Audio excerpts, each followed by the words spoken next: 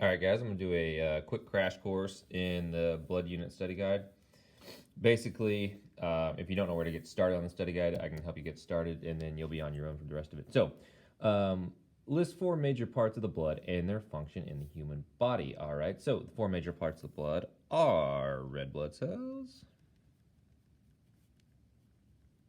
sometimes written as RBCs. You have white blood cells.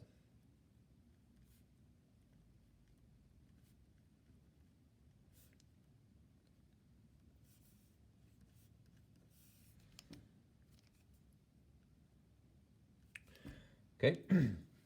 Those are pretty, most people get those, red blood cells, white blood cells. But you also have platelets and plasma.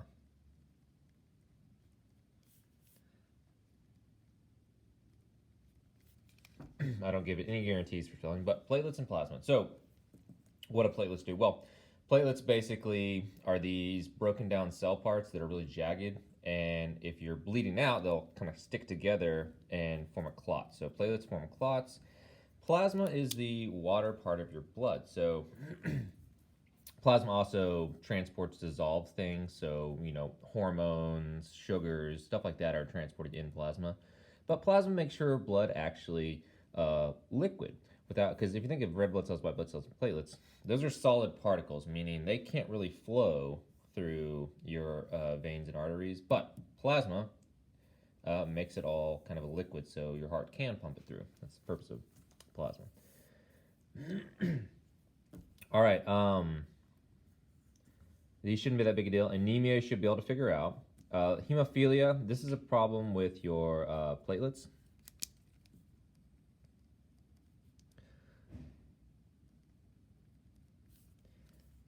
And what is the problem with hemophilia? Well, you can't clot, so you can't stop bleeding out. So blood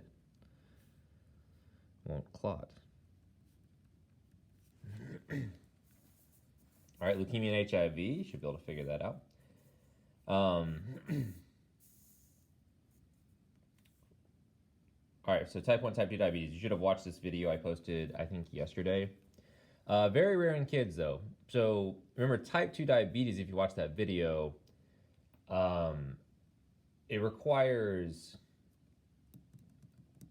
high blood sugar, so constant high blood sugar, which causes your cells to basically ignore insulin.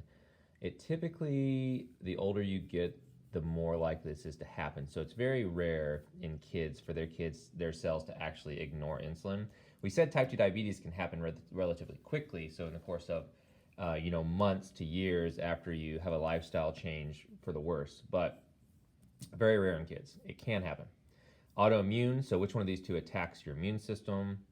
Happens when the body's cells refuse to ignore the hormone insulin, and leads to poor blood flow to sensitive organs. So this right here is how type 2 diabetes actually ends up killing people. So it leads to poor blood flow in sensitive organs.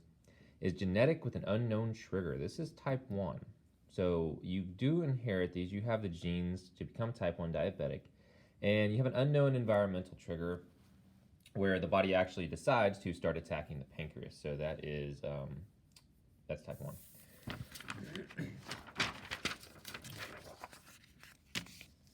All right, let's talk about the hardest part about this. It's going to be blood types and blood transfusions and how they work. So you will have this chart on the test. Let's do A, B negative and together. So who can AB negative donate to? So let's take a look at AB negative. Oh, here's AB negative down here. So we have AB and then RH negative. So this is my AB negative person. So they have an A antigen and a B antigen, and in their immune system they have an anti-RH antibody. So who can A and B negative donate to? Well, when you're on the test, think about this. You do not donate your antibodies. You don't donate your immune system. You donate your red blood cells. So the question is basically asking whose body won't recognize an A or a B antigen. And we look at their immune systems. We always compare red blood cell to immune system. So anti-B, that's a problem. Anti-A, that's a problem. No antibodies with respect to this topic in AB positive, so safe to go there. Anti-A, that's a problem. Anti-A, anti-A, anti-B. So AB negative can only donate to AB positive, and remember this for the test.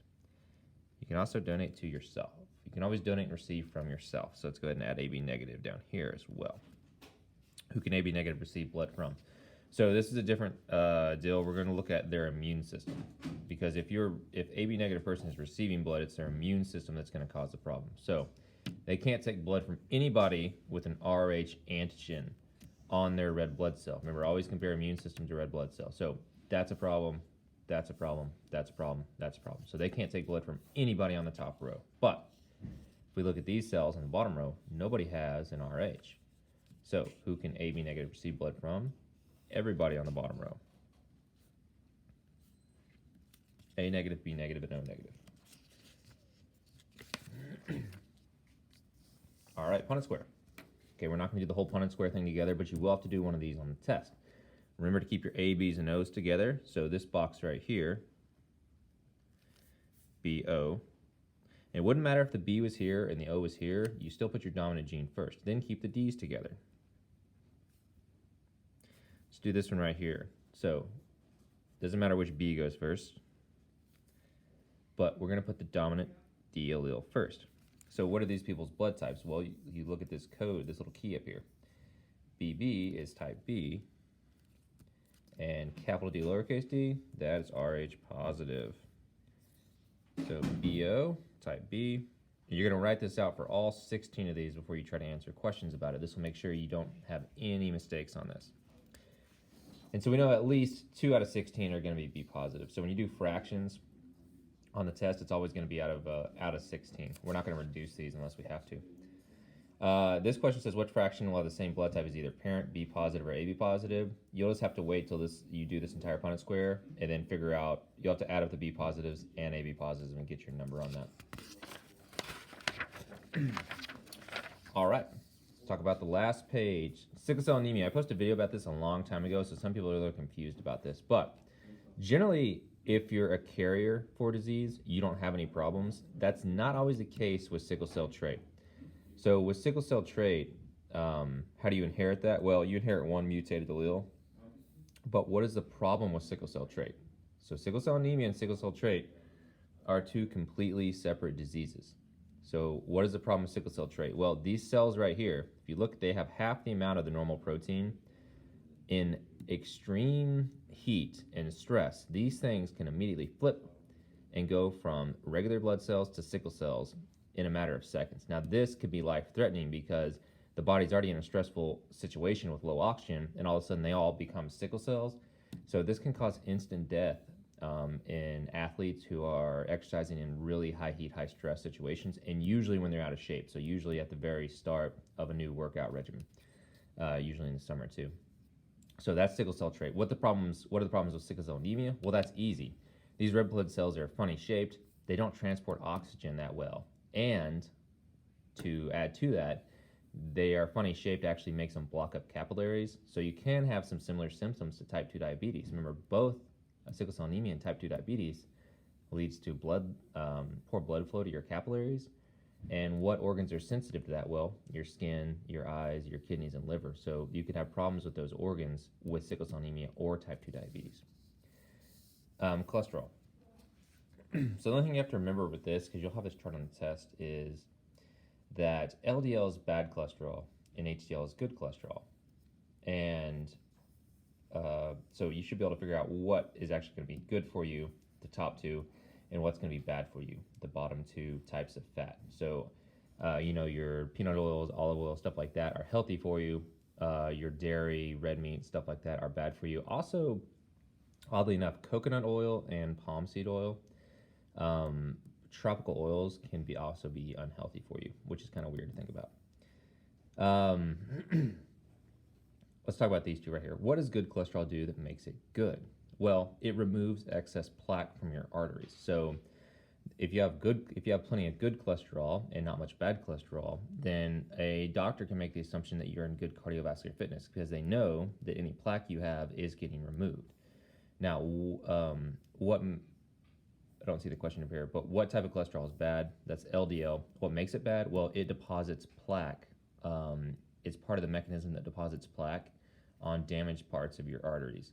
So we can see that looking at your cholesterol levels, the doctor can make a pretty good assumption of your cardiovascular health. It's a really cheap way to kind of get a snapshot of your cardiovascular health. All right, guys, test tomorrow. Good luck. You can email me if you have any questions.